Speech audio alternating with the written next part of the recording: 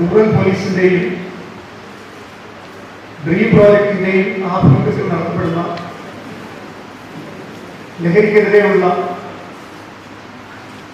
Leadership ക്ലാസിന്റെ ഉദ്ഘാടന സെഷനിൽ അധ്യക്ഷനായിരിക്കുന്ന ഫാദർ തോമസ് കാട്ടിപ്പറമ്പിൽ, district project director, dream project Kollam, നിയമബോധം ഉൾപ്പെടെയുള്ള ഉത്തമ ഗുണങ്ങൾ ആർജിച്ചെടുക്കുക വഴി ഒരു ഉത്തമ പൗരനെ എങ്ങനെ സൃഷ്ടിക്കണം എന്ന തരത്തിൽ ആണ് നമ്മൾ ഈ പ്രോജക്റ്റ് രൂപീകൃതമായിട്ടുള്ളത്. വികസനത്തിന്റെ കാര്യത്തിൽ ലോകത്തിന്റെ നെറുകയിലേക്ക് പോകുന്ന ഒരു അവസരത്തിലാണ് ഞാനും നിങ്ങളും ജീവിച്ചു വരുന്നത്.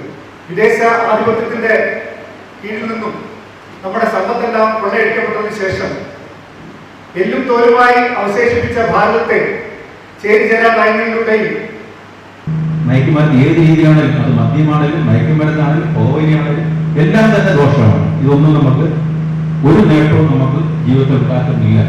മറിച്ച് ദോഷം മാത്രമേ ഉണ്ടാവുള്ളൂ. സമൂഹത്തിൽ അനാർക്കി ഉണ്ടാവും, നിങ്ങളുടെ വീട്ടിൽ അനാർക്കി ഉണ്ടാവും, നിങ്ങളുടെ സമൂഹത്തിൽ അനാർക്കി ഉണ്ടാവും.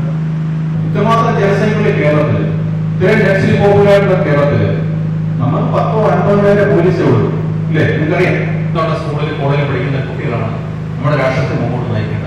നാളത്തെ ലീഡേഴ്സ്, നാളത്തെ നേതാക്കന്മാർ, നാളത്തെ ഞങ്ങളെ പോലെ യൂണിഫോം പോലീസ് ഓഫീസർമാർ, നാളെ ജുഡീഷ്യറി ഓഫീസേഴ്സായിട്ട് ഇരിക്കേണ്ടത്, എക്സിക്യൂട്ടീവ് എല്ലായിടത്തും ഇരിക്കേണ്ടത് നിങ്ങളെ പോലെ കൊച്ചു കുട്ടികളാണ്. പല രാജ്യങ്ങളിലും മയക്കുമരുന്ന് കയറ്റി വിട്ട് ഉണ്ടാക്കുന്ന കാശ് എന്തിനാണ് ഉപയോഗിക്കുന്നത് അറിയാമല്ലോ? തീവ്രവാദ പ്രവർത്തനം.